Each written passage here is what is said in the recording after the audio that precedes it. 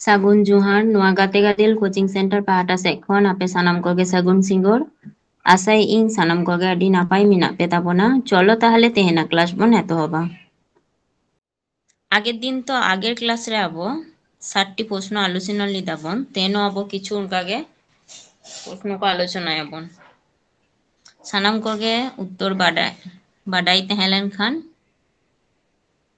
उत्तर M Raina चेष्टाय ताबोन आपे।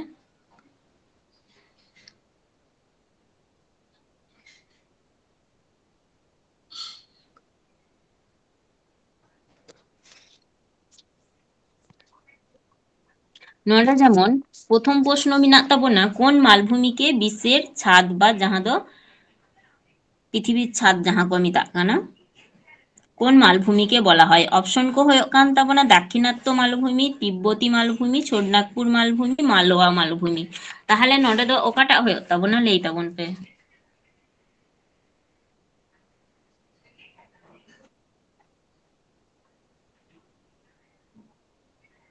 কোন মালভূমিকে বিশ্বের ছাদ বলা হয় অপশন কত হয় ওখানে দাক্ষিণাত্য মালভূমি তিব্বতী মালভূমি ছোড়নাগপুর মালভূমি মালওয়া মালভূমি নডে তো তাহলে ওকাটা হয় তাবো না नोडे दो ताहले नुआ बी ऑप्शन जहां तिब्बती मालभूमि नुआ होय ताबोना नुआ तिब्बती मालभूमि ताहले होयेन ताबोना विश्व रेनाग छाद नुआ दो समुद्र समतल खंड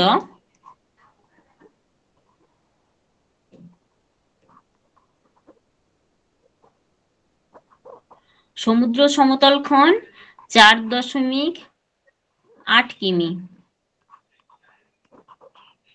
चितान रे मेनाआ और नुआ दो ओकारे मेनाआ मध्य और मध्य पूर्व एशिया ओंडे मेनाग ताबोना मध्य और पूर्व एशिया ओना रेनाग माने संयोग स्थल जहां ओंडे नुआ तिब्बती मालभूमि मेनाग ताबोना और आबो हिमालय पर्वत जहां हिमालय और कुनलुन नुआ किन पर्वत तालारे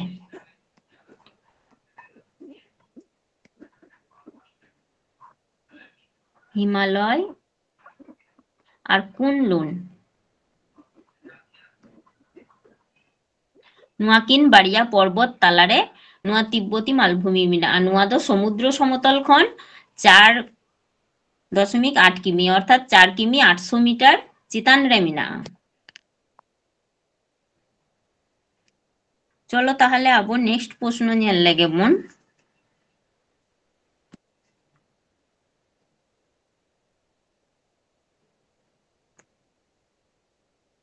কোন রাজ্যকে 5 নদীর ভূমি বলা হয়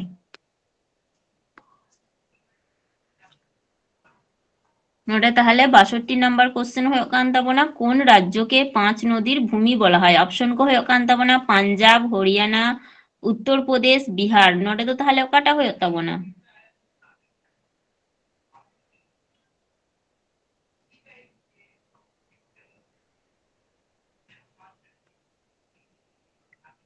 उत्तर एमरिना चेष्टाय ताबन पे ताते भूल हय हचन किन्तु ताओ उत्तर एमरिना चेष्टाय ताबन पे কোন রাজ্যকে 5 নদীর ভূমি বলা হয় অপশন কো হয় কানা পাঞ্জাব হরিয়ানা উত্তরপ্রদেশ বিহার নডে তো তাহলে কাটা হয়ে তাবনা নডে তো তাহলে 5 নদীর ভূমি নোয়া দো তাহলে পাঞ্জাব হয়েন তাবনা কোন রাজ্যকে 5 নদীর ভূমি বলা হয় নোয়া দো তাহলে নোয়া পাঞ্জাব রাজ্য হয়েন তাবনা তারপর নোডে 63 নাম্বার কোশ্চেন হয়ে কান তাবনা অমরকন্টক মালভূমি থেকে কোন নদী উৎপন্ন হয়েছে নোডে অপশন কো হয়ে কান তাবনা নর্মদা তাপ্তি গোদাবরী মহানদী নোডে তো তাহলে ওকাটা হয়ে তাবনা লেই তাবন পে অমরকন্টক মালভূমি থেকে কোন নদীর উৎপত্তি হয়েছে অপশন কো নর্মদা তাপ্তি গোদাবরী মহানদী নোডে তো তাহলে ওকাটা হয়ে তাবনা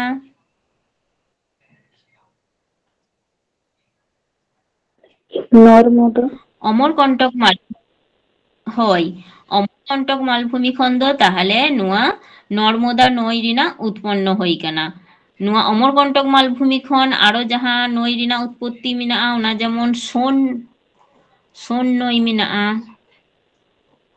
ᱥᱳᱱ, ᱛᱟᱨᱯᱚᱨᱮ ᱡᱚᱦᱤᱞᱟ,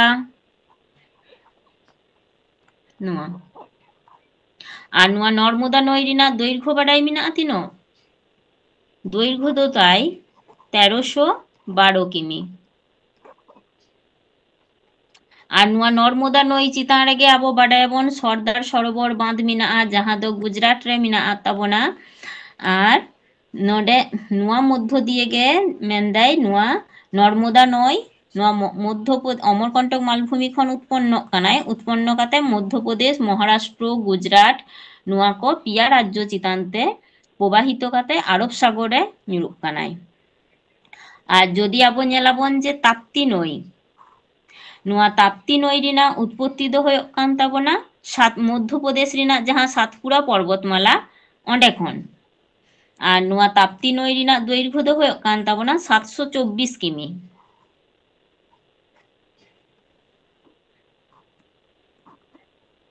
আর গোদাবরী যদি ᱧᱮᱞᱟᱵᱚᱱ গোদাবরী ᱫᱚ ᱦᱩᱭᱩᱜ ᱠᱟᱱᱟ 1465 কিমি।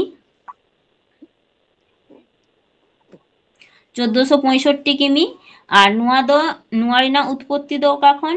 মহারাষ্ট্র রাজ্য ᱨᱮᱱᱟᱜ ᱡᱟᱦᱟᱸ নাসিক জেলা ᱨᱮ ব্রহ্মগিরি পাহাড় মেনাᱜᱼᱟ ᱚᱸᱰᱮ ᱠᱷᱚᱱ। আর মহানদী যদি ᱧᱮᱞᱟᱵᱚᱱ মহানদী ᱨᱮᱱᱟᱜ উৎপত্তি ᱫᱚ ᱦᱩᱭᱩᱜ ᱠᱟᱱᱟ ছত্তিশগড় রাজ্য। ছত্তিশগড় রাজ্য ᱨᱮᱱᱟᱜ ধামতারি জেলা ᱨᱮᱱᱟᱜ ᱡᱟᱦᱟᱸ সিহা ওয়াহা পাহাড় মেনাᱜᱼᱟ ᱚᱸᱰᱮ ᱠᱷᱚᱱ। আর ᱱᱩᱭᱟᱜ দৈর্ঘ্য ᱫᱚ ᱦᱩᱭᱩᱜ ᱠᱟᱱᱟ 885 কিমি।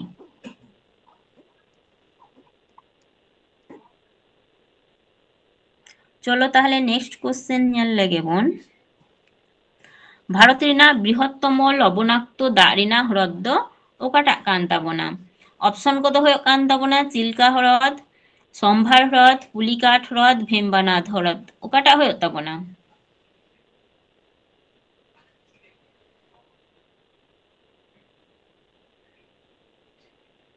ভারত ᱨᱮᱱᱟᱜ বৃহত্তম লবণাক্ত দাᱜ ᱨᱮᱱᱟᱜ হ্রদ ᱚᱠᱟᱴᱟᱜ ᱠᱟᱱ ᱛᱟᱵᱚᱱᱟ? ᱞᱟᱹᱭ ᱛᱟᱵᱚᱱ ᱯᱮ।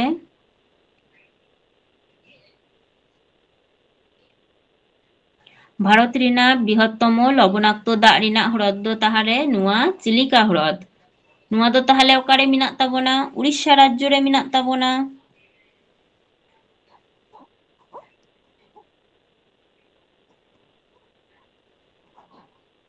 উড়িষ্যা রে মেনাᱜ ᱛᱟᱵᱚᱱᱟ ᱱᱚᱣᱟ চিলিকা হ্রদ ᱫᱚ। আর যদি আবো ᱠᱚ ᱢᱮᱛᱟ ᱵᱚᱱᱟ ᱱᱚᱣᱟ ᱛᱚ ভারত ᱨᱮᱱᱟᱜ বৃহত্তম লবণাক্ত দাᱜ ᱨᱮᱱᱟᱜ হ্রদ ᱦᱩᱭᱱᱟ। যদি আবো ᱠᱚ ᱢᱮᱛᱟ ᱵᱚᱱᱟ যে আবো পৃথিবী ᱨᱮᱱᱟᱜ লবণাক্ত দাᱜ রেনাᱜ হ্রদ ᱫᱚ তাহলে অকাটাᱜ ᱦᱩᱭᱩᱜ ᱛᱟᱵᱚᱱᱟ? তখন ᱫᱚ তাহলে ক্যাসপিয়ান সাগর হ্রদ যাহা ওনা ᱦᱩᱭᱩᱜ ᱛᱟᱵᱚᱱᱟ।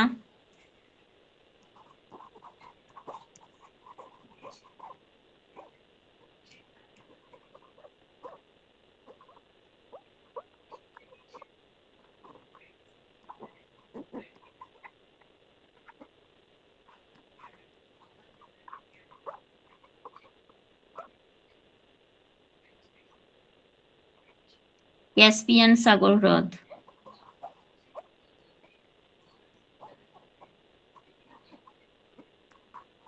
ক্যাসপিয়ান সাগর হ্রদ।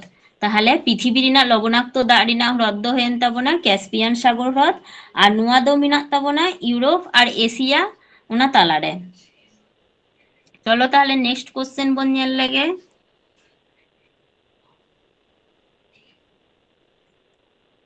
নডে 65 নম্বর কোশ্চেন হয়ে কান তাবনা ভারতের কোন রাজ্যের দীর্ঘতম উপকূল রেখা রয়েছে? মেন্দাই ওকাটা রাজ্যরে যতক্ষণ বেশি এরিয়া জুড়ে উপকূল রেখা মেনাᱜᱼᱟ। তাহলে অপশন কত হয়ে কান তাবনা মহারাষ্ট্র, তামিলনাড়ু, গুজরাট, অন্ধ্রপ্রদেশ। তাহলে নডে দো ওকাটা হয়ে তাবনা লেই তাবন পে মহারাষ্ট্র, তামিলনাড়ু, গুজরাট, অন্ধ্রপ্রদেশ। নোয়া কো মধ্যে তাহলে ওকাটা হয়ে তাবনা? নডে তো তাহলে দীর্ঘতম উপকূল রেখা ᱫᱚ ᱢᱮᱱᱟᱜ ᱛᱟᱵᱚᱱᱟ ᱱᱚᱣᱟ গুজরাট রাজ্য রে। অর্থাৎ সি অপশনটা হয়েন তাবনা। নোয়া উপকূল রেখা রেনাᱜ ᱱᱚᱣᱟ ᱜᱩᱡᱽᱨᱟᱴ ᱨᱮᱱᱟᱜ ᱩᱯᱚᱠূᱞ ᱨᱮᱠᱷᱟ ᱨᱮᱱᱟᱜ ᱫᱳᱭᱜᱽᱜᱚ ᱫᱚ ᱦᱩᱭᱩᱜ ᱠᱟᱱ ᱛᱟᱵᱚᱱᱟ 1600 ᱠᱤᱢᱤ ᱞᱮᱠᱟ, 1600 ᱠᱤᱢᱤ।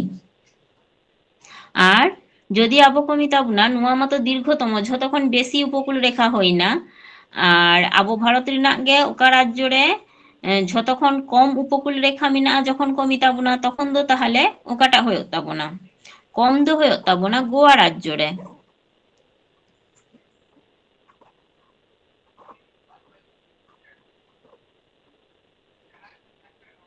গোয়া রে। আর নোডেনা উপকূল রেখা রেনাগ দৈর্ঘ্য দো হয়ে কান তাবনা 131 কিমি।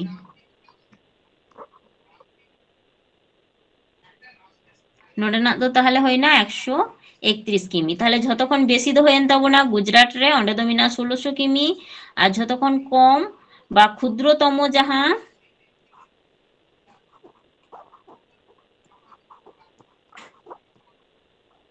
ক্ষুদ্রতম বা কম ওনা দো হয়না গোয়া রাজ্য রে 131 কিমি। চলো তাহলে নেক্সট প্রশ্ন নেল লাগে বোন।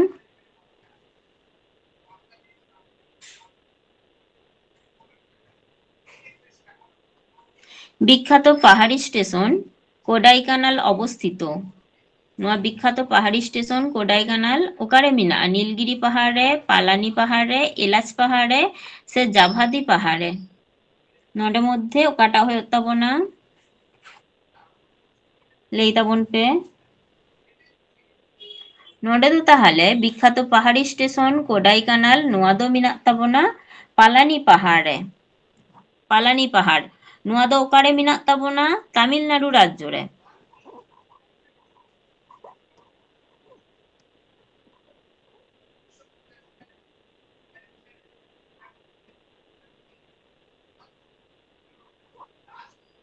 তামিলনাড়ু রাজ্য রে। চলো তাহলে নেক্সট প্রশ্ন নেল লাগে বোন।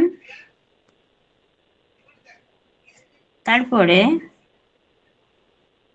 নোডে যেমন নোডে দো লেই দে যে কলম কো মিলাওয়ে লেই দা 1 নম্বর কলম আর 12 নাম্বার নোয়া কো দো হয়েন তাবনা নোয়া ধারে যাহা মিনা নোয়া কো দো 1 নাম্বার নোয়া কো দো হইনা 12 নাম্বার। চলো তাহলে নিতো দো নোয়া কলম মিলাওয়া বোন। নোডে যেমন নোডে লেই দাই উলার যাহা ওনা ওকারে মিনা তাবনা নোডে নোডে যাহা অপশন কো মিনা ওনা কো মধ্যে নোডে চিলকা যেমন নোডে যাহা অপশন কো মিনা তাবনা নোয়া কো মধ্যে ওকাটা হয়ে তাবনা লোক লোকতাক নোয়া ওকারে মিনা তাবনা নাকি নোয়া ওকারে মিনা তাবনা ওনা অনুযায়ী নোডे মিতাবन কানা को যে ওনা অনুযায়ী সাজাও হইওয়া নোডে এ বি সি ডি কাতে অপশন কো মিনা অর্থাৎ নোডে নোয়া যাহা এ নম্বরে উলার মিনা নোয়া দো তাহলে কারে মিনা তাবনা আবো বাডায়াবন যে উলার হ্রদ দো তাহলে ওকারে মিনা তাবনা জম্মু কাশ্মীরে মিনা তাবনা নোয়া সঙ্গে নোয়া 4 নাম্বার হয়েন তাবনা চিলকা মিনা তাবনা উড়িষ্যা রে। তারপরে লোকটাক হ্রদ মিনা তাবনা নোয়া দো মণিপুর রেগে, আর নাকি যাহা নোয়া নাকি হ্রদ দো মিনা তাবনা রাজস্থান রে।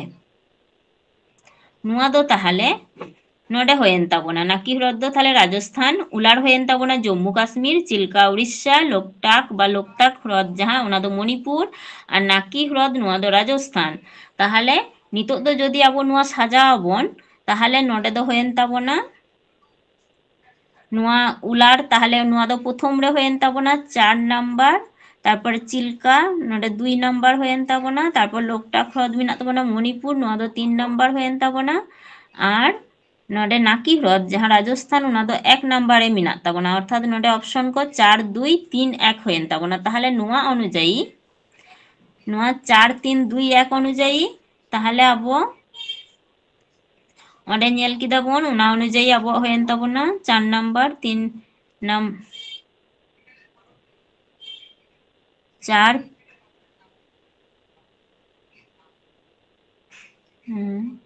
4 2 3 1 তাহলে নোডে দো নোয়া সি নাম্বার অপশন রে মিনা তাবোনা 4 2 3 1 নোডे দो তাহলে নোয়া होयन ताबोना अर्थात নোডে উলার होयन ताबोना হয় জম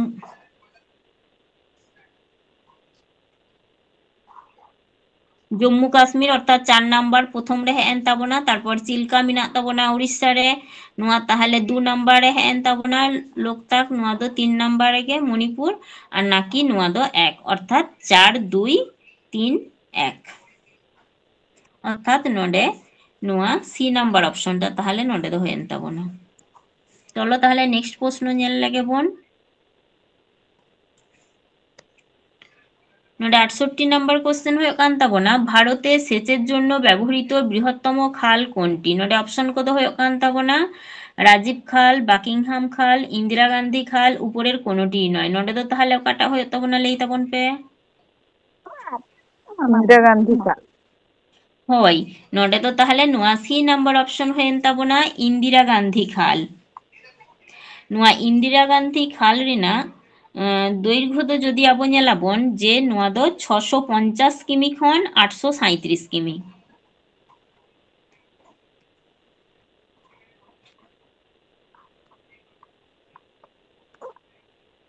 ताहले नोडे दो इंदिरा गांधी खाल हुएन ताबोना और नुआ इंदिरा गांधी नुआ जहां खाल नुआ को माध्यम थेके मेनदाय नुआ रिना विस्तार दो हुए कान ताबोना पांजाब हरियाणा और राजस्थान नुआ को राज्य करे जहां माने विस्तीर्ण जहां शुष्क एलाका को मिनाआ उना करे चाषबास रे नुआ नोडेना दा व्यवहार काते ओंडेरेन हर माने चाषबास कुड़ा को। चलो ताहले नेक्स्ट प्रश्न नेल लगे बोन नोडे 69 नंबर क्वेश्चन हुए काना आरावल्लीर शुष्क भूबकितिर बालिर टीलागुली निम्नलिखित कोन नामे परिचित नोडे ऑप्शन को हुए कान ताबोना तुषारझड़ बारखान्स बैडलैंड से मयदान ओकाटा हुए ताबोना आरावल्लीर शुष्क भूबकितिर बालिर टीला गुली निम्नलिखित कोन नामे परिचित नोडे दो ताहले चे हुए ताबोना लेई ताबोन पे बाडाई मिनाक खान बार हो लेई ताबोन पे जहां मने हुए काना जे नुआटा हुई दाड़ेआ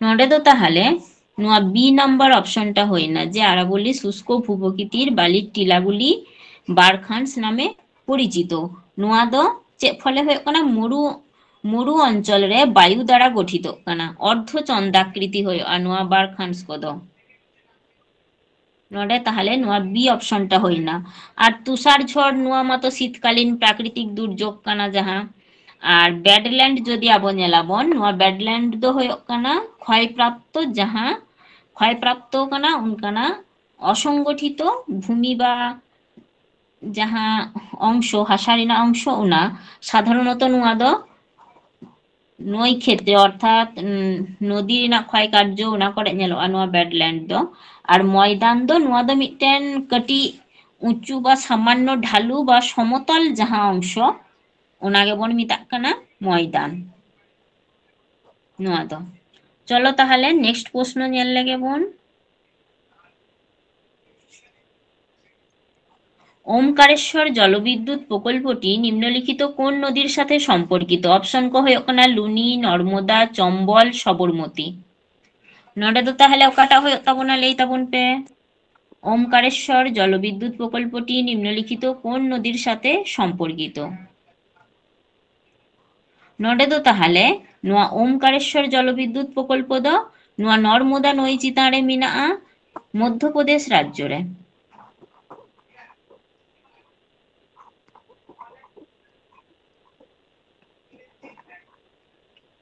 ओमकारेश्वर जलविद्युत प्रकल्प नुआ दो मिनाआ नर्मदा नई चितान रे मध्य प्रदेश रे तारपर मिनाक ताबोना 71 नंबर क्वेश्चन आलमात्ती बांधटी कोन नदीर ऊपर अवस्थित ऑप्शन को हुए काना गोदावरी कावेरी कृष्णा महानदी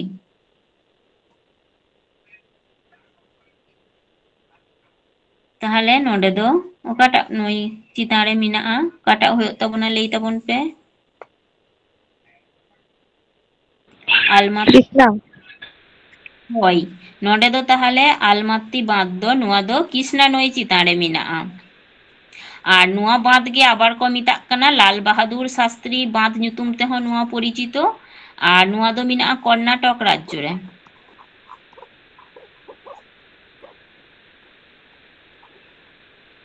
কর্ণাটক রাজ্য রে মেনাᱜᱼᱟ।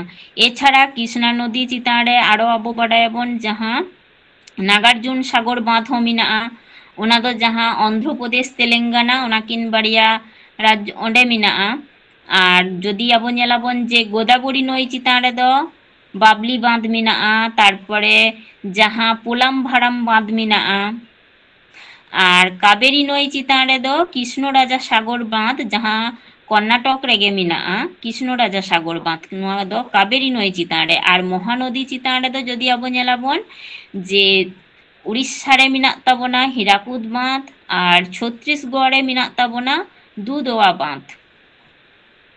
তাহলে নডে আলামাত্তি বাঁধ ᱫᱚ ᱦᱩᱭᱮᱱ ᱛᱟᱵᱚᱱᱟ কৃষ্ণা নই চিতান রে কর্ণাটক রাজ্য রে মেনাᱜᱼᱟ।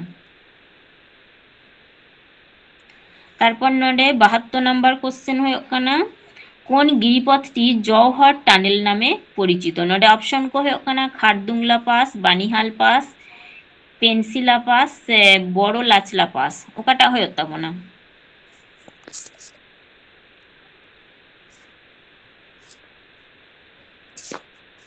বানিহাল পাস। হয় নডে দো তাহলে নোয়া বি নাম্বার অপশনটা হয়েন তাবোনা যে জওহর টানেল দো বানিহাল পাস রে মেনাᱜ তাবোনা, যাহা দো জম্মু ও কাশ্মীর যাহা কেন্দ্র শাসিত অঞ্চল তাবন অঁডে যাহা পীর পাঞ্জাল পর্বত শ্রেণী মেনাᱜᱼᱟ অঁডে মেনাᱜᱼᱟ। অঁডে নোয়া বানিহাল পাস রিনাᱜ অবস্থান। আর খারদুংলা যদি আবো ᱧᱮᱞᱟᱵᱚᱱ নোয়া খারদুংলা দো হয়ে কানা আবো ভারত রিনাᱜ অন্যতম বা উচ্চতম গিরিপথ যাহা ওনা দো খারদুংলা হয়েন তাবোনা। আর যাহা পেনিনলা পাস নোয়া দো হয়েন নোয়া হো মিটেন গিরিপথ কান গিয়া। আর বড় লাচলা পাস নোয়া দো হিমাচল প্রদেশ রে মেনাᱜ তাবোনা, হিমাচল প্রদেশ রিনাᱜ মিটেন গিরিপথ কানা নোয়া দো। তাহলে নডে দো জওহর টানেল দো হয়েন তাবোনা বানিহাল পাস যাহা দো জম্মু কাশ্মীর যাহা কেন্দ্র শাসিত অঞ্চল অঁডে মেনাᱜᱼᱟ, অঁডে যাহা পীর পাঞ্জাল পর্বত শ্রেণী অঁডে নোয়া রিনাᱜ অবস্থান। তারপর নডে মেন দেয় 73 নম্বর কোশ্চেন হয়ে কান তাবোনা নিচের কোনটি এশিয়ার দ্বিতীয় বৃহত্তম নদী দ্বীপ। এশিয়া রিনাᱜ দ্বিতীয় বৃহত্তম নদী দ্বীপ দো তাহলে 74 নম্বর কোশ্চেন হয়ে কান তাবোনা ভিতরকণিকা ম্যানগ্রোভ ভারতের কোন রাজ্যে অবস্থিত। অপশন কো হয়ে কানা পশ্চিমবঙ্গ, উড়িষ্যা, অন্ধ্রপ্রদেশ, গুজরাট। ভিতরকণিকা ম্যানগ্রোভ ভারতের কোন রাজ্যে অবস্থিত। নোয়া দো তাহলে ওকারে মেনাᱜ তাবোনা ᱞᱟᱹᱭ ᱛᱟᱵᱚᱱ হয় নোয়া দো তাহলে উড়িষ্যা রাজ্য রে মেনাᱜ তাবোনা ভিতরকণিকা ম্যানগ্রোভ অভয়ারণ্য যাহা ম্যানগ্রোভ অরণ্য যাহা বন ᱞᱟᱹᱭᱫᱟ নোয়া দো তাহলে উড়িষ্যা রে মেনাᱜ তাবোনা। আর নোয়া ভিতরকণিকা ম্যানগ্রোভ যাহা নোয়া গে হয়ে কান তাবোনা আবো ভারত রিনাᱜ দ্বিতীয় বৃহত্তম ম্যানগ্রোভ বাস্তুতন্ত্র। আর প্রথম দো ওনা দো সুন্দরবন আর নোয়া দো দ্বিতীয় কান তাবোনা, দ্বিতীয় বৃহত্তম ম্যানগ্রোভ বাস্তুতন্ত্র। আর নোয়া যাহা ভিতরকণিকা ম্যানগ্রোভ নোয়া দো ব্রাহ্মণী আর বৈতরণী ওনা বাড়িয়া নই তালারে মেনাᱜᱼᱟ।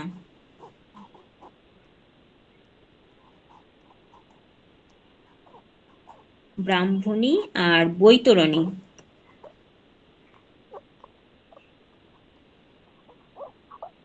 নোয়া বাড়িয়া নই তালারে যাহা মানে নই তালারে বদ্বীপ দ্বারা নোয়া ভিতরকণিকা ম্যানগ্রোভ অরণ্য নোয়া দো তৈরি কানা। চলো তাহলে নেক্সট প্রশ্ন ᱧᱮᱞ লেগে বোন 75 নম্বর কোশ্চেন হয়ে কান তাবোনা ভারত রিনাᱜ দীর্ঘতম নদী সেতু দো ওকাটা কান তাবোনা। অপশন কো হয়ে কানা রবীন্দ্র সেতু, মহাত্মা গান্ধী সেতু, আন্না ইন্দিরা গান্ধী সেতু, সে ভূপেন হাজারিকা সেতু। ভারত রিনাᱜ দীর্ঘতম নদী সেতু দো তাহলে ওকাটা কান তাবোনা।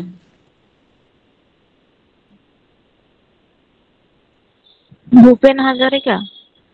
হয় নডে দো তাহলে ভারত রিনাᱜ দীর্ঘতম নদী সেতু দো হয়েন তাবোনা ভূপেন হাজারিকা সেতু। নোয়া হো ব্রহ্মপুত্র নই চিতান রেগে মেনাᱜᱼᱟ।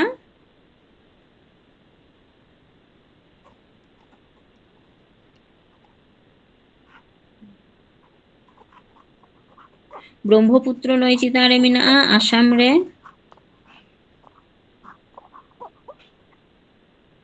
হয়তো নोडे आबो भूपेन हाजरिका सेतु बदलते आबो नुआ हो तहे दाड़ेआ जे ढोला सादिया सेतु।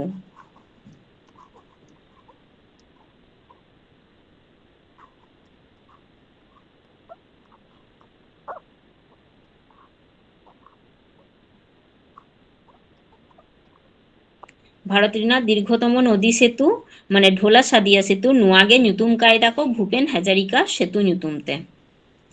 और नुआ भूपेन हाजरिका सेतु नुआ दो मेनदाय जे नुआ रेनाग माने तीनोटा एरिया जुड़े मिनाआ एरिया दो 9.13 হয় 9.15 কিমি অর্থাৎ 9 কিমি 150 মিটার। আর नुआ भूपेन हाजरिका जहाँ सेतु बा ढोला सादिया सेतु जहाँ बन मेनदा नुआ दो आसाम और अरुणाचल प्रदेश मध्य संयोग रक्षाय दाय।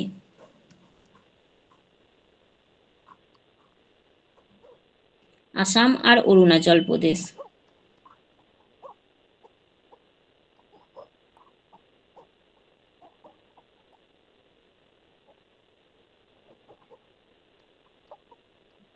आसाम और अरुणाचल प्रदेश नुआ बाड़िया राज्य मध्य संयोग रक्षाय दाय। एरपर जदि आबो कमी ताबोना नुआ मातो भारत रेनाग दीर्घतम सेतु हयेन ताबोना आबो पश्चिम बंग रेनाग दीर्घतम सेतु दो ताहले ओकाटाग कान ताबोना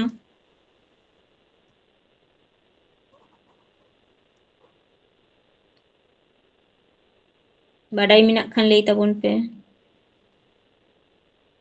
आबो पश्चिम बंग रेनाग दीर्घतम सेतु दो ताहले जयी सेतु हयेन ताबोना।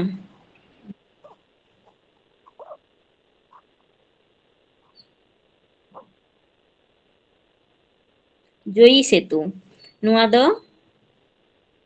तीस्ता नई चेतान रे मेनाग ताबोना कोचबिहार जिला।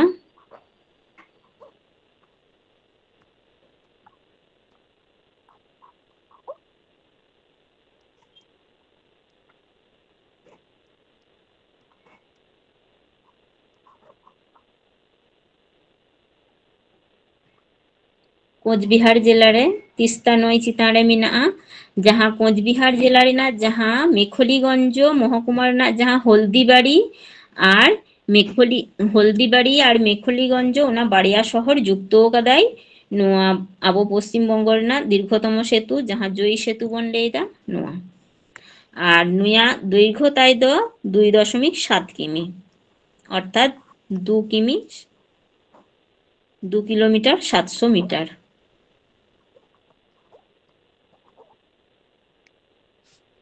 चलो ताहले परेर कोश्चेन बा प्रश्न बन नेल लेगे आबो 76 नम्बर कोश्चेन हयो कान ताबोना नीचेर कोन नदीटी बंगोपसागरे पतित हय ना नोडे मेनदाय ओकाटा नई बंगोपसागरे दो बाय पतित अर्थात सर्वशेष माने बंगोपसागरे चालाव काते नई दो बाय मिसा आकाना।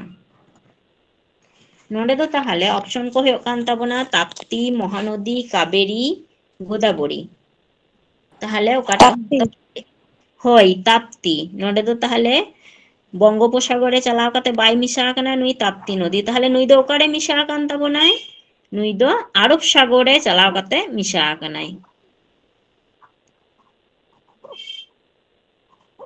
आरब सागरे चालाव काते मिसा आकानाय जेहेतु नुई नर्मदा दो हयोग कान ताबोनाय जे नुई दो पश्चिम बाहिनी नई कानाय। आरब पश्चिम बाहिनी नई को आरब सागरे चालाव काते मिसा आकाना और जहाँ पूर्व बाहिनी नई को मेनाग ताबोना ओना को बंगोपसागरे चालाव काते मिसा आकाना हय जेमन महानदी कावेरी गोदावरी नुआ को झतगे पूर्व बाहिनी नई काना और नुआ को बंगोपसागरे चालाव काते मिसा आकाना और नुआ ताप्ती नई नुआ दो हयोग काना पश्चिम बाहिनी नई और नुआ दो आरब सागरे चालाव काते मिसा आकाना।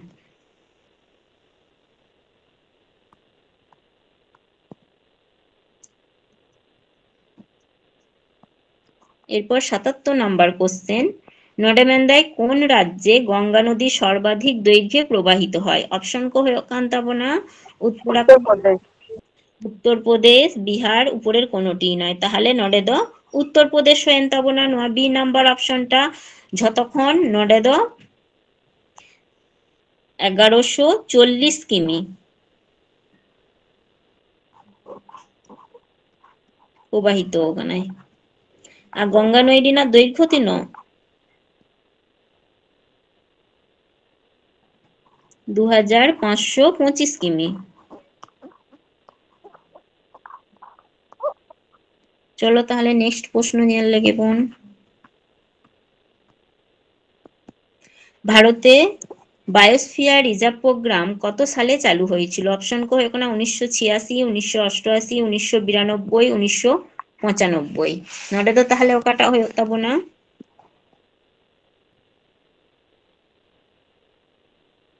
নটা তো তাহলে 1986 খ্রিস্টাব্দরে ভারতের বায়োস্ফিয়ার রিজার্ভ প্রোগ্রাম চালু লিনা। আর 1986 সাল রেগে প্রথম যাহা নীলগিরি বায়োস্ফিয়ার রিজার্ভ উনা বায়োস্ফিয়ার রিজার্ভ প্রথম গঠিত লিনা। Nilgiri biosphere reserve.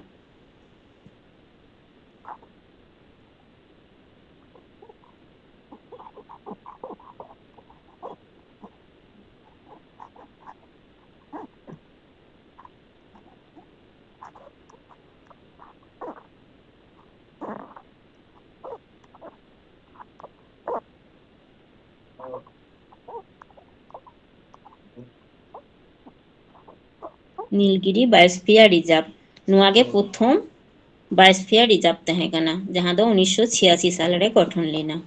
और अब भारत रे बायोस्फीयर रिजर्व रिना संख्या दो तीनो बाडाई मिना अब भारत रे बायोस्फीयर रिजर्व दो 18 टी मिना। चलो ताहले नेक्स्ट प्रश्न नेल लगे बोन।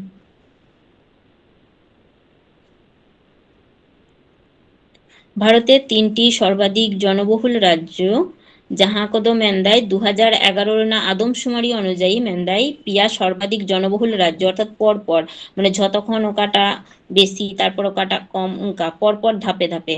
তাহলে নটে অপশন কো মধ্যে ওকাটা হয়ে যেতে মানে মহারাষ্ট্র, বিহার, পশ্চিমবঙ্গ, সে উত্তরপ্রদেশ, বিহার, পশ্চিমবঙ্গ, সে উত্তরপ্রদেশ, পশ্চিমবঙ্গ, বিহার, সে উত্তরপ্রদেশ, মহারাষ্ট্র, বিহার। অপশন ডি হয় নডে তাহলে নোয়া ডি নাম্বার অপশন হয় তাবনা উত্তরপ্রদেশ, মহারাষ্ট্র, বিহার। তারপরে নডে 80 নাম্বার কোশ্চেন হয় কান তাবনা প্রধান লৌহ ও ইস্পাত শিল্পগুলি কোন মালভূমিতে অবস্থিত? অপশন কো হয় কানা মালওয়া, দাক্ষিণাত্য, তেলেঙ্গানা, ছোটনাগপুর। তাহলে নডে দোকাটা হয় তাবনা তাহলে যাহা লৌহ ইস্পাত শিল্প কো মিনা হয় ছোটনাগপুর মালভূমি রে মিনা তাবনা। চলো তাহলে নেক্সট প্রশ্ন নিয়ে লাগে বোন। 81 নম্বর প্রশ্ন হয় কোনা বোরা গুহাগুলি ভারতের পূর্ব উপকূলের নিম্নলিখিত কোন পাহাড়ে অবস্থিত? অপশন কো হয় কোনা অনন্তগিরি পাহাড়, হোর্সলি পাহাড়, সে নাগরি পাহাড়, সে নাল্লামালা পাহাড়।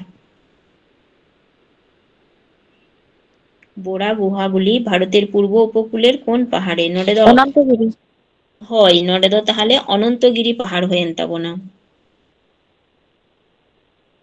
তারপর নডে 82 নাম্বার কোশ্চেন হয় কান তাবনা নিচের কোন নদীটি আরব সাগরে পতিত হয়? কোন নদীটি আরব সাগরে পতিত হয়? নডে কৃষ্ণা, গোদাবরী, সিন্ধু, ব্রহ্মপুত্র। কাটা সিন্ধু হয় নডে তো তাহলে নোয়া অপশন নডে সি নাম্বার অপশনটা হয় তাবনা সিন্ধু নুই তো তাহলে আরব সাগরে পতিত কানাই। তিব্বত রিনা মানস সরোবর অন্ডেখন ওডংকাতে আবো ভারত মধ্য দিয়ে প্রবাহিত কাতে তারপরে মেন্দায় পাকিস্তান মধ্য দিয়ে করাচিরে চালাও কাতে আরব সাগরে নিরু কানাই নুই সিন্ধু নই। চলো তাহলে নেক্সট প্রশ্ন নিয়ে লাগে বোন আর বাকি কদ যত অঙ্কুদ বঙ্গোপসাগরে ক নিরু কানা।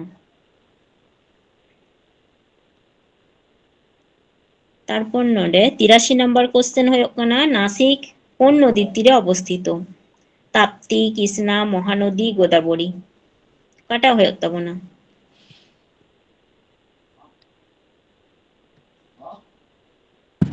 গোদাবরী হয় নডে তো তাহলে নাসিক নদীটি গোদাবরী নদীর তীরে অবস্থিত। তারপর কোন নদীকে বিহারের দুঃখ বলা হয়? 84 নাম্বার কোশ্চেন। গঙ্গা, যমুনা, কোসি, ব্রহ্মপুত্র। कोसी। ᱦᱳᱭ, বিহারের কোসি ᱱᱩᱭ ᱜᱮ ᱛᱟᱦᱞᱮ বিহারের দুঃখ ᱠᱚ ᱢᱮᱛᱟᱭ ᱠᱟᱱᱟ। তারপর 85 নাম্বার কোশ্চেন হয়ে কানা ভারতীয় উপমহাদেশের উত্তর সীমানা কোন পর্বতমালা দ্বারা গঠিত? আরাবল্লী, বিন্ধ্য, হিমালয়, পশ্চিমঘাট। কাটা হয়ে তাবona ᱟᱵᱚᱣᱟᱜ ᱩᱛᱛᱚᱨ ᱥᱤᱢᱟᱱᱛᱚ ᱨᱮᱫᱚ ᱪᱮᱫ हिमालय। ᱢᱮᱱᱟᱜ ᱛᱟᱵᱚᱱᱟ? হিমালয় পর্বতমালা। ᱱᱚᱣᱟ ᱥᱤ নাম্বার অপশনটা হয়ে তাবona। চলো তাহলে নেক্সট প্রশ্ন ᱧᱮᱞ ᱞᱮᱜᱮ ᱵᱚᱱ। থর মরুভূমি ভারতের কোন রাজ্যে অবস্থিত? অপশন কো হয়ে কানা গুজরাট, রাজস্থান, পাঞ্জাব, হরিয়ানা। राजस्थान। ᱦᱳᱭ, ᱱᱚᱰᱮ ᱫᱚ ᱛᱟᱦᱞᱮ ᱱᱚᱣᱟ ᱵি নাম্বার অপশন হয়ে তাবona রাজস্থান। তারপর নডে 87 নাম্বার প্রশ্ন হয়ে কান তাবনা বারাণসী শহরের মধ্য দিয়ে কোন নদী প্রবাহিত হয়েছে? যমুনা, গঙ্গা, গোদাবরী, নর্মদা। কাটা হয়ে তাবনা তাহলে বারাণসী শহরের মধ্য দিয়ে কোন নদী প্রবাহিত गंगा। হয়েছে? হয়, নডে তো তাহলে নোয়া বি নাম্বার অপশন হয়ে তাবনা গঙ্গা। তারপর নডে 88 নাম্বার কোশ্চেন হয়ে কান তাবনা দক্ষিণ ভারতের সর্বোচ্চ শৃঙ্গ কোনটি? অপশন কো হয়ে কানা আনাইমুদি, দোদাবেত্তা, মুল্লায়ানাগিরি, মিশাপুলিমালা, নোয়া কো। তাহলে নডে দো কাটা হয়ে তাবনা अनाईमुदी। হয়, নডে দো তাহলে নোয়া প্রথম অপশন হয়ে তাবনা আনাইমুদি। তারপর 89 নাম্বার কোশ্চেন হয়ে কান তাবনা কোন নদীকে গুজরাটের জীবন রেখা বলা হয়? সবরমতী, নর্মদা, তাপ্তি, মাহি।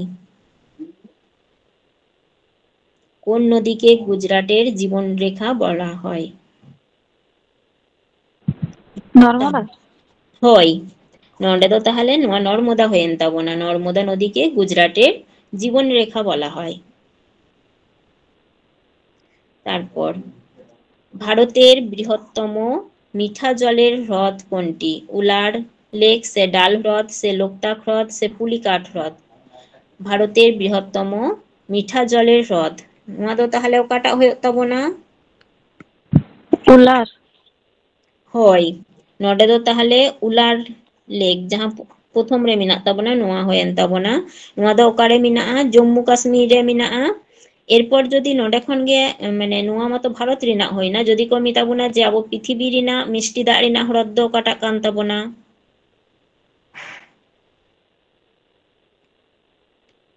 ᱱᱚᱰᱮ ᱫᱚ ᱯᱨᱤᱛᱷᱤᱵᱤ ᱨᱮᱱᱟᱜ ᱡᱚᱠᱷᱚᱱ ᱠᱚ ᱢᱮᱛᱟ ᱵᱚᱱᱟ ᱢᱤষ্ᱴᱤ ᱫᱟᱜ ᱨᱮᱱᱟᱜ ᱦᱨᱚᱫ ᱢᱟᱱᱮ सुपीरियर।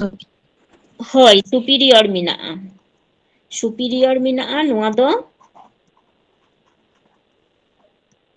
ক্ষেত্রফল দিক দিয়ে। সুপিরিয়র হ্রদ যখন যদি সুপিরিয়র হ্রদ বাং তাহেনা তখন হয়তো আবো নেলাবন যে বৈকাল হ্রদ তাহেনা। নোয়া দো হইনা আয়তন দিক দিয়ে। সুপিরিয়র হ্রদ দো হইনা ক্ষেত্রফল দিক দিয়ে আর বৈকাল হ্রদ দো হইনা আয়তন দিক দিয়ে। নোয়া বৈকাল হ্রদ দো মিনা রাশিয়ারে আর নোয়া সুপিরিয়র হ্রদ নোয়া দো মিনা তাবনা কানাডা সীমান্তরে। মার্কিন যুক্তরাষ্ট্র আর কানাডা। তাহলে পৃথিবী রিনা মিষ্টি দাগ রিনা হ্রদ দো হইন তাবনা সুপিরিয়র হ্রদ মানে যাহা নোয়াকিন বাড়িয়ার মধ্যে যাহাকিন অপশন গে যাহাটাক গে তাহেনা ওনাটাক গে হয়ে তাবনা সুপিরিয়র হ্রদ বা সুপিরিয়র হ্রদ হো হই আর বৈকাল হ্রদ হো। সুপিরিয়র হ্রদ দো হইন তাবনা ক্ষেত্রফল দিক দিয়ে আর নোয়া বৈকাল হ্রদ দো হয়ে তাবনা আয়তন দিক দিয়ে। চলো তাহলে নেক্সট প্রশ্ন নেল লেগে বোন। ভারতের কোন রাজ্যকে সূর্যোদয়ের দেশ বলা হয়? অপশন কো হয়ে কান তাবনা অরুণাচল প্রদেশ, আসাম, সিকিম, নাগাল্যান্ড। ওকাটা হয়ে তাবনা ভারতের কোন রাজ্যকে সূর্যোদয়ের দেশ বলা হয়? অর্থাৎ যদি আবো নেলাবন আগের দিন গিয়ে কিছুটা নোয়া প্রশ্ন আলোচনা হইলি না যে ওকাটা রাজ্যরে যতক্ষণ লাহা বিরায় নেলআ বা বিরায় রাকাবু আয় ওকাটা রাজ্যরে প্রথম উনি কে কো মিতাই কানা সূর্যোদয়ের দেশ। তাহলে নডে দো ওকাটা হয়ে তাবনা अरुणाचल प्रदेश है ना। হয় অরুণাচল প্রদেশ। অরুণাচল প্রদেশ রিনা কি বিথুরে প্রথম বিরায় রাকা তাহলে নোয়া গে হয়ে কান তাবনা আবো ভারত রিনা সূর্যোদয়ের দেশ। ᱱᱚᱰᱮ ᱜᱮ ᱯᱨᱚᱛᱷᱚᱢ ᱡᱮᱦᱮᱛु ᱵᱤᱨᱟᱭ ᱧᱮᱞᱚᱜᱼᱟ ᱚᱱᱟ ᱡᱚᱱᱱᱚ। তারপর নডে কোন নদীকে উড়িষ্যার দুঃখ বলা হয়? অপশন কো ᱦᱩᱭᱩᱜ ᱠᱟᱱᱟ মহানদী, ব্রাহ্মণী, বৈতরণী, সুবর্ণরেখা। নডে ᱫᱚ ᱛᱟᱦᱞᱮ ᱚᱠᱟᱴᱟᱜ ᱦᱩᱭᱩᱜ ᱛᱟᱵᱚᱱᱟ? কোন নদীকে উড়িষ্যার দুঃখ বলা হয়? উড়িষ্যার দুঃখ তো তাহলে মহানদী কো মিতাই কেনা উড়িষ্যার দুঃখ মহানদী হয়েন তাবনা। তারপর নডে 93 নাম্বার কোশ্চেন ᱦᱩᱭᱩᱜ ᱠᱟᱱᱟ লুনি নদীর প্রসঙ্গে নিচের কোনটি সঠিক? মেন্দাই অপশন কো ᱦᱩᱭᱩᱜ ᱠᱟᱱᱟ এটি খাম্বাত উপসাগরে প্রবাহিত হয়, এটি কচ্ছ উপসাগরে প্রবাহিত হয়, সে এটি পাকিস্তানেও প্রবাহিত হয়ে সিন্ধু নদীর শাখা নদীর সাথে মিলে যায়, সে এটি কচ্ছের রণের জলাভূমিতে হারিয়ে গেছে। ওকাটা হয়ে তাবনা। Option D. হয় নোয়া তাহলে কচ্ছের রণের জলাভূমিতে হারিয়ে গেছে। নোয়া তো খাম্বাত উপসাগরে ᱦᱚᱸ ᱪᱟᱞᱟᱣ ᱠᱟᱛᱮ ᱵᱟᱭ ᱧᱩᱨᱩ ᱠᱟᱱᱟ, কচ্ছ উপসাগরে ᱦᱚᱸ ᱵᱟᱝ, আর পাকিস্তান সে ᱦᱚᱸ ᱵᱟᱭ প্রবাহিত ᱠᱟᱱᱟ। নোয়া ᱫᱚ তাহলে কচ্ছের রণ জলাভূমি রে চালাও কাতে ᱚᱸᱰᱮ ᱜᱮ চাবা ᱟᱠᱟᱱᱟᱭ। তাহলে নোডে ᱫᱚ ডি অপশনটা হয়েন তাবনা। তারপর নোডে 94 নাম্বার কোশ্চেন হয়ে কান তাবনা ফসলের আবর্তন কিসের জন্য প্রয়োজনীয়? গাছপালার প্রোটিন কন্টেন্ট বৃদ্ধি, সে বিভিন্ন ফসল প্রাপ্ত, সে মাটির উর্বরতা বৃদ্ধি করা, সে মাটির আর্দ্রতা বজায় রাখা। ফসলের আবর্তন কিসের জন্য প্রয়োজনীয়? অর্থাৎ ফসল রেনা আবর্তন বলতে মিটেন যাহারে আবো চাষ আবন অন্ডে সবসময় মিটেন গে মানে যে কোনো ফসল সবসময় মি ফসল দো চাষ বাং গানোয়া। নডে মেনদাই যে নিয় সময় হয়তো মিটেন ফসল আবার আলাদা ফসল উনকা ভাবে মেনদাই পর্যায়ক্রমে উনকা চাষ হইয়া। তাহলে উনাখান চে হইয়া যে মাটি রিনা উর্বরতা বৃদ্ধি আর মি ফসল সবসময় যদি আবো চাষ আবন তাহলে আবো উন্দো ñᱮᱞᱟᱵᱚᱱ যে ᱚᱸᱰᱮᱱᱟᱜ উর্বরতা বাং মানে ঠিকঠাক বাং তেহেনা, তারপরে ফসল উৎপাদন হᱚᱸ ঠিকঠাক উন্দো বাং হইয়া।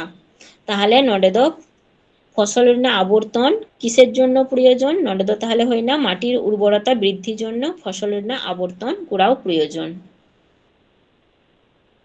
তারপর নডে 95 নাম্বার কোশ্চেন হয়ে কানা সবুজ বিপ্লব মানে সবুজ সার ব্যবহার, আরো ফসল বৃদ্ধি, আরো ফসল হ্রাস, সে বিভিন্ন ক্ষেত্রে উচ্চ ফলন। ওকাটা হয়ে তাবনা। Option D.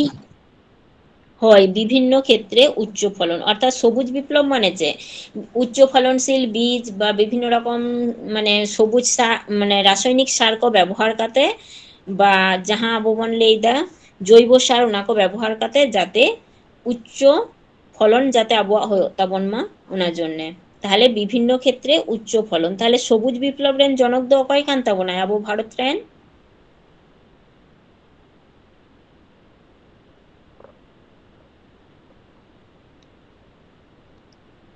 সবুজ বিপ্লব রেন জনক তাহলে এম.এস. স্বামীনাথন হয়েন তাবনায়, আর পৃথিবীরেন দো নরম্যান বোরলক। চলো তাহলে নেক্সট কোশ্চেন ñেল লেগে বোন। 96 নাম্বার কোশ্চেন হয়ে কান তাবনা পৃথিবীর কক্ষপথের পরিধি কত? অপশন কো হয়ে কানা 90, 92, 96, 98 কোটি কিমি। ওকাটা হয়ে তাবনা। পৃথিবীর কক্ষপথের পরিধি কত? 96। হয় নডে তো তাহলে পৃথিবীর কক্ষপথের পরিধি 96 কোটি কিমি হয়েন তাবনা। আর পৃথিবীর না কক্ষপথ রিনা পরিধি তো চে লিকা তাবন গোল গিয়া সে মানে উপবৃত্তাকার টাইপ চে উপবৃত্তাকার ডিম্বাকৃতি। হয় আবো পৃথিবীর না কক্ষপথ রিনা পরিধি তো তাহলে উপবৃত্তাকার হয়েন তাবনা, অর্থাৎ যদি আবন নেলাবন নৌকা টাইপ উপবৃত্তাকার। আর নোয়ানা পরিধি তো তাহলে হয়েন তাবনা 96 কোটি কিমি।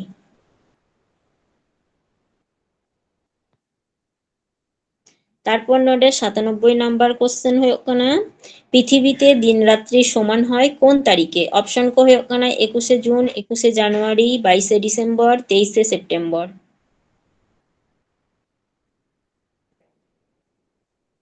নোডে তো তাহলে ওকাটা ᱦᱩᱭᱩᱜ ᱛᱟᱵᱚᱱᱟ দিন রাত্রি সমান হয় 23শে সেপ্টেম্বর আর মিটেন ᱦᱩᱭᱩᱜ ᱛᱟᱵᱚᱱᱟ আর মিটেন ওকাটা দিন রে দিন রাত্রি সমানᱚᱜᱼᱟ আর মিটেন তারিখ মিনাᱜ ᱛᱟᱵᱚᱱᱟ ᱱᱚᱣᱟ মতো 23শে সেপ্টেম্বর হয় 21শে March R 23শে September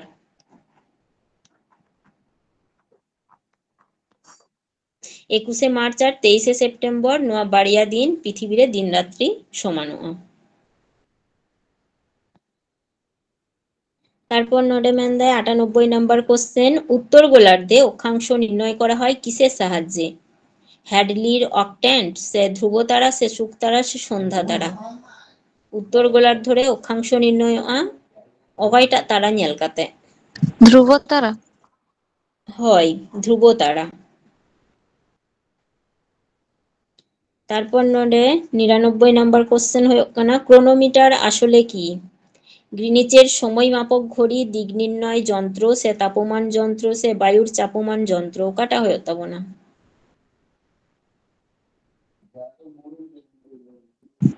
option A হয় গ্রিনিচের সময় মাপক ঘড়ি ক্রোনোমিটার তারপর নোডে 100 নাম্বার কোশ্চেন হয়েন তাবনা ধোঁয়াধার জলপ্রপাতটি কোন নদীতে অবস্থিত অপশন কো ᱦᱩᱭᱩᱜ ᱠᱟᱱᱟ কাবেরী সুবর্ণরেখা নর্মদা শরাবতী ধোঁয়াধার জল হয় নর্মদা নয় চিতারে ধোঁয়াধার জলপ্রপাত নোয়া দো মিনাᱜ তাবনা মধ্যপ্রদেশ রিনা জব্বলপুর জেলা মধ্যপ্রদেশ রাজ্য রিনা জব্বলপুর জেলা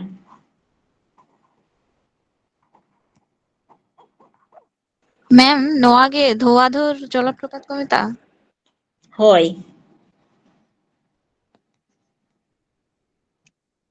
অর্থাৎ অন্ডেনা ওনা জলপ্রপাত মানে যাহারে মিনাᱜᱼᱟ অন্ডেনা অবস্থান মানে এত পরিমাণতে ওনা জলপ্রপাত প্রচুর পরিমাণে ᱦᱩᱭᱩᱜ ᱠᱟᱱᱟ ᱚᱸᱰᱮ ᱡᱮ ᱢᱟᱱᱮ পুরো দাগ রিনা ফোয়ারা কো যেন ধোঁয়া লিকা মনে ᱦᱩᱭᱩᱜᱼᱟ ওই জন্য নোয়া ধোঁয়াধার জলপ্রপাত কো মেতাᱜ ᱠᱟᱱᱟ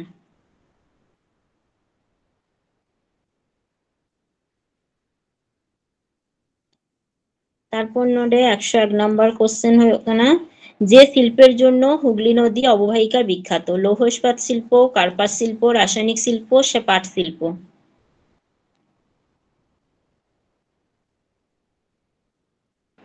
পাট শিল্প হয় পাট শিল্প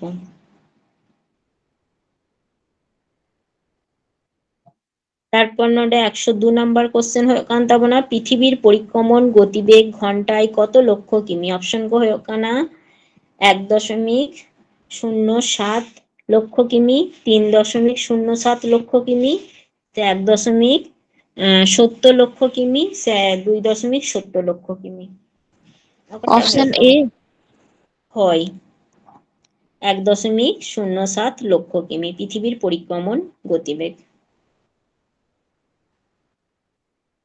তারপর নোডে পৃথিবীর উচ্চতম নৌ পরিবহনযোগ্য হ্রদ কোনটি চিল্কা বৈকাল প্যাংগং টিটিকাকা কাটা ᱦᱩᱭᱩᱜ ᱛᱟᱵᱚᱱᱟ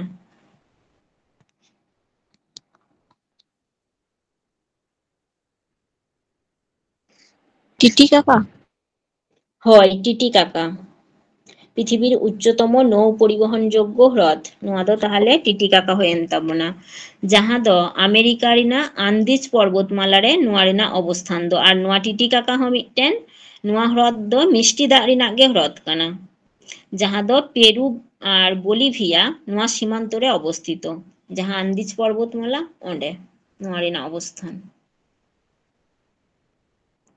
তারপর নোডে 104 নাম্বার কোশ্চেন ᱦᱩᱭᱩᱜ ᱠᱟᱱ ᱛᱟᱵᱚᱱᱟ আফ্রিকা মহাদেশের উত্তরে অবস্থিত পর্বতটির নাম কি হিমালয় আটলাস আল্পস আন্দিজ নোয়া দো তাহলে কাটা ᱦᱩᱭᱩᱜ ᱛᱟᱵᱚᱱᱟ আফ্রিকা মহাদেশের উত্তরে অবস্থিত পর্বতটির নাম কি Himalaya atlas Alps Andes atlas ᱦᱳᱭ ᱱᱚᱰᱮ ᱫᱚ ᱛᱟᱦᱞᱮ ᱱᱚᱣᱟ ᱵি ᱱᱟᱢᱵᱟᱨ ᱚᱯᱥᱚᱱ ᱦᱩᱭᱮᱱ ᱛᱟᱵᱚᱱᱟ ᱟᱴᱞᱟᱥ ᱯᱚᱨᱵᱚᱛᱢᱟᱞᱟ।